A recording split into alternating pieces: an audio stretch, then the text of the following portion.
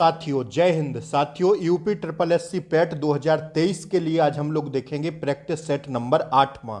इससे पहले हमने 7 प्रैक्टिस सेट करा दिए हैं। अगर आप लोगों ने इन 7 प्रैक्टिस सेट को नहीं किया है तो लिंक इसी क्लास के नीचे डिस्क्रिप्शन बॉक्स में मिल जाएगी इन 7 प्रैक्टिस सेट की, तो वहां से जाके आप लोग सारे प्रैक्टिस सेट कर सकते हैं। आइए हम लोग आपकी तैयारी को परखते हैं। साथियों अगर आप लोग चाहते हैं कि आपका इस बार जो टारगेट हो 90 प्लस का हो तो जुड़िएगा क्लास के साथ, रानी लक्ष्मीबाई यूट्यूब चैनल के साथ। चैनल को सब्सक्राइब कर लें, बेल आइकन प्रेस कर दें ताकि आगे आने वाली क्लासों का नोटिफिकेशन आपको सबसे पहले मिले। साथियों आज का हमारा टारगेट है 30/30। ठीक है, तो अब आपको अपना टारगेट कमेंट बॉक्स में जरूर लिखना है कि 30 में से आपका कितना सही होता है। आइए देखिए, पहला प्रश्न ये रहा आपकी स्क्रीन पर। हिस्ट्री, ज्योग्राफी, इकोनॉमिक, साइंस, जैसा जैसा सिलेबस आपसे पेपर में पूछा जाएगा वैसा ही प्रैक्टिस सेट में आपको करवाने की कोशिश कर रहा हूं। ठीक है, देखिएगा पहला प्रश्न, निम्न में से कौन सा स्थल चित्रकला के लिए प्रसिद्ध है? एक बार क्लास को लाइक जरूर कर दें, फटाफट लाइक कर दें, शेयर कर दें, सभी तक यह क्लास पहुंचा दें और सभी को बोलें कि 30 में से आप लोग टारगेट करके जरूर बताएं कि आपका कितना सही होता है। ठीक है, निम्न में से कौन सा स्थल चित्रकला के लिए प्रसिद्ध है? तो चित्रकला के लिए प्रसिद्ध है साथियों कौन सा? भीमबेटका की गुफाएं जो हैं यह साथियों किसके लिए? चित्रकला के लिए प्रसिद्ध है। ध्यान रखिएगा साथियों, हिस्ट्री का अति महत्वपूर्ण प्रश्न है, स्टार लगा के जरूर छाप लेना। दूसरा प्रश्न देखिएगा, मराठों का इतिहास किसने लिखा? ग्रांट डफ, वीडी सावरकर, हेनरी प्रिंसेप या हेनरी फिलिप ने? तो जो मराठों का इतिहास लिखा था यह साथियों ग्रांड ट्रंक ने लिखा था। अगर इनकी हम बात करें तो ग्रांड डफ जो थे साथियों, ग्रांड डफ, ठीक है, ग्रांड डफ ने मराठों का इतिहास लिखा था। मराठों का इतिहास जो है साथियों जेम्स ग्रांट डफ ने लिखा था। इनका नाम पूरा था जेम्स ग्रांट डफ। ठीक है, इन्होंने क्या लिखा था? मराठों का इतिहास लिखा था। अगर हम बात करते हैं जेम्स ग्रांड डफ को अंग्रेजी शिक्षा का जनक कहा जाता था। लिख लेना इनको, क्या कहा जाता था? अंग्रेजी शिक्षा का जनक या पिता कहा जाता था। ठीक है, ग्रांड डफ जेम्स को क्या कहा जाता था साथियों? जनक या पिता कहा जाता था अंग्रेजी शिक्षा का। अगर इनकी और बात करते हैं तो ग्रांट डफ एक ब्रिटिश सैनिक और इतिहासकार थे। यह कौन थे साथियों? यह ब्रिटिश सैनिक भी थे और एक इतिहासकार भी थे। तो सारे प्रश्नों आप लोगों ने छाप लिए होंगे इनके बारे में। आइए मैं अगले प्रश्न की ओर बढ़ता हूं। सिंधु घाटी सभ्यता मानी जाती है कैसी? तो सिंधु घाटी सभ्यता मानी जाती है अपने नगर नियोजन हेतु। कैसी मानी जाती है? अपने नगर नियोजन हेतु मानी जाती है। क्या? सिंधु घाटी सभ्यता। ठीक है साथियों, क्लास कैसी लग रही है? अच्छी लग रही हो तो लाइक जरूर कर दें। आइए चौथा प्रश्न है, ताराबाई कौन थी? तो ताराबाई जो थी साथियों, ताराबाई थी, ध्यान रखिएगा, राजा राम की पत्नी। ठीक है, ताराबाई थी राजा राम की पत्नी। राजा राम की पत्नी महारानी ताराबाई का पूरा नाम था ताराबाई भोंसले। क्या था? ताराबाई भोंसले था। इनका विवाह राजा राम छत्रपति शिवाजी के पुत्र से हुआ था। ठीक है, किसके पुत्र से हुआ था? छत्रपति शिवाजी के पुत्र से हुआ था। और राजा राम की मृत्यु के बाद ताराबाई ने अपने 4 वर्षीय पुत्र शिवाजी द्वितीय का राज्याभिषेक करवाकर क्या साथियों स्वयं मराठा साम्राज्य की संरक्षिका बन गई थी हैं।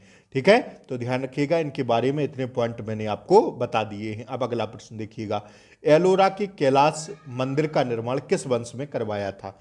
एलोरा के कैलाश मंदिर का निर्माण किस वंश ने करवाया था? तो साथियों यह करवाया था किसने? राष्ट्रकूट वंश ने। यही इसका राइट आंसर है। ठीक है, हिस्ट्री के प्रश्न समाप्त होते हैं, इंटरनेशनल मूवमेंट के प्रश्न चालू होते हैं। आइए तो देखिएगा, भगत सिंह ने सेंट्रल असेंबली में बम फेंका था कब? भगत सिंह ने सेंट्रल असेंबली में बम फेंका था राजगुरु के साथ, सुखदेव के साथ। तो आप सब लोग जान रहे हैं किसके साथ फेंका था दोस्तों? वुडकेश्वर दत्त के साथ। ठीक है, किसके साथ? वुडकेश्वर दत्त के साथ फेंका था भगत सिंह ने बम। आइए अगला प्रश्न देखिएगा, इंडिया विंग्स फ्रीडम पुस्तक की आत्मकथा है। इंडिया विंग्स फ्रीडम पुस्तक किसकी आत्मकथा है? तो यह है साथियों किसकी? मौलाना अबुल कलाम आजाद की आत्मकथा है। ऑप्शन फर्स्ट इसका राइट आंसर है। लिखते हुए चलिएगा, आपका टारगेट बाद में जरूर देखेंगे कितना सही कर पाते हैं, कितने पानी में हैं अभी आप लोग। ठीक है, चैनल को सब्सक्राइब जरूर कर लेना, बेल आइकन प्रेस भी कर देना ताकि क्लासों का नोटिफिकेशन प्रॉपर आपको मिलता रहे। ठीक है, क्लास को लाइक कर दें, एक बार शेयर कर दें, सभी मित्रों तक पहुंचा दें अपनी। भारत छोड़ो आंदोलन के दौरान उत्तर प्रदेश के निम्न स्थानों में से किसमें समांतर सरकार की स्थापना की गई है? देखिए, आपसे प्रश्न पूछा जा रहा है, भारत छोड़ो आंदोलन के दौरान उत्तर प्रदेश के निम्न स्थानों में से किसमें समानांतर सरकार की स्थापना की गई थी? तो समानांतर सरकार की स्थापना की गई थी दोस्तों बलिया में। ठीक है, कहां पर? बलिया इसका राइट आंसर हो जाएगा। ठीक है ना, आइए बढ़े अगले प्रश्न की ओर। 9वां प्रश्न देखिएगा, निम्नलिखित में से किस आंदोलन के साथ अरुणा आसिफ अली जुड़ी थी? तो अरुणा आसिफ अली जुड़ी थी साथियों कौन से आंदोलन के साथ? भारत छोड़ो आंदोलन के साथ जुड़ी थी हैं। अगला प्रश्न देखिएगा, सांप्रदायिक अधिनिर्णय की घोषणा के बाद निम्नलिखित में से किसे संपादित किया गया? सांप्रदायिक अधिनिर्णय की घोषणा के बाद निम्नलिखित में से किसे संपादित किया गया था? तो यह किया गया था साथियों किसे? दैट्स योर आंसर, पूना समझौता में। ठीक है, ऑप्शन ए इसका करेक्ट आंसर है। बढ़ते हम लोग ज्योग्राफी के प्रश्नों के साथ। आइए, निम्नलिखित में से किस द्वीप युग्म को 10 डिग्री चैनल अलग करता है? 10 डिग्री चैनल है जो साथियों, निम्नलिखित में से किस द्वीप युग्म को 10 डिग्री चैनल क्या करता है? अलग करता है। तो भैया अंडमान और निकोबार द्वीप समूह को 10 डिग्री चैनल क्या करता है? अलग करता है। That's your answer. अगला प्रश्न देखिएगा फटाफट, निम्नलिखित में से कौन सा भारत का सर्वाधिक कॉफी उत्पादक राज्य है? तो हम सब लोग जान रहे हैं कि कॉफी उत्पादक जो राज्य है वह साथियों कर्नाटक है। ठीक है ना, आइए बढ़ते हम लोग अगले प्रश्न को देखेंगे। अगला प्रश्न ये रहा आपकी स्क्रीन पर, कालागढ़ बांध किस नदी पर बना हुआ है? जो कालागढ़ बांध है यह किस नदी पर बना हुआ है? तो कालागढ़ बांध साथियों किस नदी पर बना है? रामगंगा नदी पर बना है। ठीक है, किस नदी पर? रामगंगा नदी पर बना है। That's your answer. ठीक है, बढ़े अगले प्रश्न की ओर। आइएगा, अगला प्रश्न देखिएगा, निम्नलिखित में से कौन सा एक ग्लोब पर वृहत वृत्त नहीं है? निम्नलिखित में से कौन सा एक ग्लोब पर वृहत वृत्त नहीं है? मुख्य देशांतर रेखा, विषुवत रेखा, 60 डिग्री पूर्व देशांतर या 60 डिग्री उत्तर अक्षांश? तो इसका दोस्तों राइट आंसर हो जाएगा 14वें का। दैट्स योर आंसर, 60 डिग्री उत्तर अक्षांश पर क्या है? निम्नलिखित में से कौन सा एक ग्लोब पर वृहत वृत्त नहीं है? तो साथियों ग्लोब पर वृहत वृत्त नहीं है 60 डिग्री उत्तर अक्षांश पर। ठीक है, आ गया होगा समझ में, आशा करते हैं। आइए अगला प्रश्न देखिएगा, निम्नलिखित में से कौन एक राष्ट्रीय राजधानी नहीं है? न्यूयॉर्क, बर्लिन, बीजिंग या कैनबरा? तो जो राष्ट्रीय राजधानी नहीं है दोस्तों वह बर्लिन नहीं है। तो यही क्या है? यही राइट आंसर है। ठीक है, सॉरी 1 मिनट रुकिएगा, निम्नलिखित में से कौन एक राष्ट्रीय राजधानी नहीं है? तो राष्ट्रीय राजधानी दोस्तों न्यूयॉर्क नहीं है। ठीक है, बर्लिन, बीजिंग, कैनबरा यह राष्ट्रीय राजधानी है, न्यूयॉर्क जो है राष्ट्रीय राजधानी नहीं है। ऑप्शन ए इसका करेक्ट आंसर है। आइए बढ़िए देखिए अगला प्रश्न। अगला प्रश्न के ऑप्शंस नीचे हैं, देख लीजिएगा। मिश्रित अर्थव्यवस्था का तात्पर्य है क्या? तो मिश्रित अर्थव्यवस्था का तात्पर्य है निजी और सार्वजनिक दोनों क्षेत्रों की विद्यमानता। ठीक है, निजी और सार्वजनिक दोनों क्षेत्रों की विद्यमानता को क्या कहते हैं? मिश्रित अर्थव्यवस्था कहते हैं दोस्तों। ठीक है, अगला प्रश्न देखिएगा, वार्षिक आर्थिक समीक्षा को तैयार करने के लिए निम्नलिखित में से कौन उत्तरदायी है? वार्षिक आर्थिक समीक्षा को तैयार करने के लिए निम्नलिखित में से कौन उत्तरदायी है? तो इसका राइट आंसर हो जाएगा दोस्तों वित्त मंत्रालय उत्तरदायी है। ठीक है, कौन? वित्त मंत्रालय उत्तरदायी है। दूसरा इसका करेक्ट आंसर हो जाएगा। अगला प्रश्न देखिएगा, भारत में गरीबी रेखा के निर्धारण का आधार क्या है? भारत में गरीबी रेखा के निर्धारण का जो आधार है वह साथियों है कौन सा? दैट्स योर आंसर, चौथा, उपभोग आंकड़ा।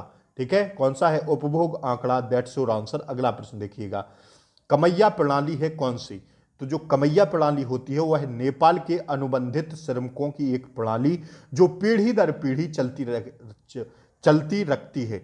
रहती है। ठीक है, ध्यान रखिएगा। आइए, नेपाल के अनुबंधित श्रमिकों की एक प्रणाली जो पीढ़ी दर पीढ़ी चलती रहती है उसे साथियों कमैया प्रणाली कहा जाता है। अति महत्वपूर्ण प्रश्न है, स्टार लगा के छाप लेना, ऐसे ही प्रश्न आपको आपकी परीक्षा में देखने को मिलेंगे। ऑप्शंस के स्क्रीनशॉट ले लेना। आइए, ना लिख पा रहे हो तो स्क्रीनशॉट लेते चलिए, बाद में लिख लीजिएगा। ठीक है, निम्नलिखित में से कौन सा प्रत्यक्ष कर है? जो प्रत्यक्ष कर है साथियों वह है संपदा कर।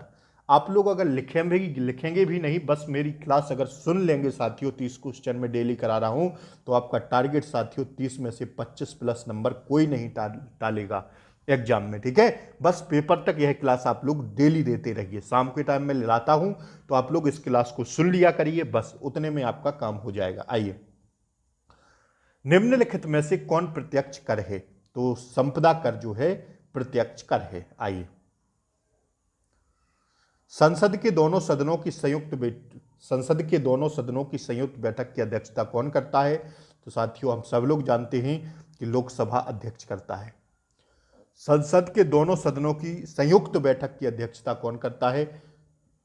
लोकसभा अध्यक्ष करता है। ठीक है, अगला प्रश्न देखिए, भारतीय संविधान के मूल अधिकारों का विचार लिया गया था कहां से? मूल अधिकार जो हमारे भारतीय संविधान में मूल अधिकार हैं, भाग 3 में रखे गए हैं। ठीक है, अगर आर्टिकल की बात करें तो 12 से 35 तक मूल अधिकार को रखा गया है। ठीक है ना, और साथियों इन्हें कहां से लिया गया है? तो मूल अधिकार को लिया गया साथियों कहां से? दैट्स योर आंसर, अमेरिका के संविधान से। ठीक है, और इन्हें मैग्ना कार्टा भी कहा जाता है, मूल अधिकारों को मैग्ना कार्टा भी कहा जाता है। ठीक है, ध्यान रखिएगा सारे पॉइंटों को। आप लोग बढ़े अगले प्रश्न की ओर, बढ़ते हम लोग अगले प्रश्न की ओर। आइए, निम्नलिखित में से किस एक सदन का अध्यक्ष एक गैर सदस्य होता है? तो यह होता है साथियों, कौन सा? ध्यान रखिएगा, राज्यसभा का। निम्नलिखित में से किस एक सदन का अध्यक्ष एक गैर सदस्य होता है? राज्यसभा का।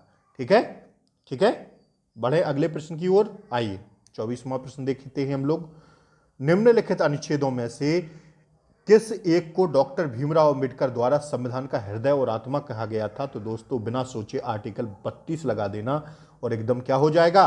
राइट आंसर हो जाएगा आपका। आर्टिकल 32 को डॉक्टर भीमराव अंबेडकर के द्वारा भारतीय संविधान का हृदय और आत्मा दोनों कहा गया था। आइए, अगला प्रश्न देखिएगा, निम्नलिखित में से किसे भारत सरकार का प्रथम विधि अधिकारी समझा जाता है?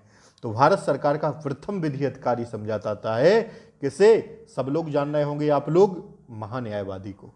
ठीक है, आइए, भोपाल गैस त्रासदी से संबंधित यौगिक का नाम क्या था? जो भोपाल में गैस त्रासदी हुई थी, बड़ा पूछा जाता है, तो उसे कहते हैं मिथाइल आइसोसाइनाइट।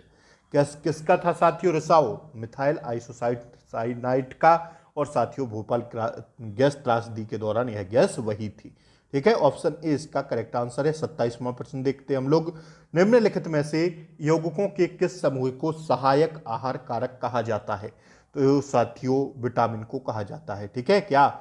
सहायक आहार कारक कहा जाता है, सहायक आहार कारक कहा जाता है। यौगिकों के समूह को विटामिन को कहा जाता है। ठीक है, बढ़े अगले प्रश्न की ओर। अगला प्रश्न देखिएगा। आइए, मानव के वाल और नख में निम्नलिखित में से कौन सा प्रोटीन विद्यमान है? मानव के बाल और नख में निम्नलिखित में से कौन सा प्रोटीन विद्यमान है? तो साथियों केराटिन। ठीक है, केराटिन में क्या है? कौन सा प्रोटीन विद्यमान है? केराटिन में वाल और नख दोनों क्या है? दोनों प्रोटीन विद्यमान है। आइए, अगला प्रश्न देखिएगा, निम्नलिखित विटामिनों में से किसमें कोबाल्ट होता है? तो कोबाल्ट होता है साथियों किसमें? ध्यान रखिएगा आप लोग, विटामिन B12 में। ठीक है, इसमें क्या होता है? इसमें होता है साथियों कोबाल्ट। ठीक है, क्या होता है? कोबाल्ट होता है। That's your answer. अगला प्रश्न देखिएगा। आइए, बायोगैस में मुख्यतः होती है क्या? तो बायोगैस में मुख्यतः होती है साथियों कौन सी? मीथेन और कार्बन डाइऑक्साइड। ठीक है, आज मैंने आपको 30 में 30 का टारगेट करवाया। आप लोग जरूर बताएं आपका कितना सही हुआ। ठीक है, 30 में से अपना कमेंट बॉक्स में जरूर टारगेट बताइए कितना सही हुआ। हंसते रहें, मुस्कुराते रहें, व्यस्त रहें साथियों, और अच्छा एक तैयारी की ओर बढ़ते रहें। प्रैक्टिस सेट कैसा लगता है सुंदर सा कमेंट करिएगा, शेयर करें क्लास को, चैनल पर नए हो तो सब्सक्राइब कर लें, बेल आइकन प्रेस कर दें ताकि क्लासों का नोटिफिकेशन आपको सबसे पहले मिले। जय हिंद, मिलते हैं कल शाम को अगली क्लास के साथ। तब तक के लिए जय हिंद, टेक केयर, बाय बाय, नमस्कार।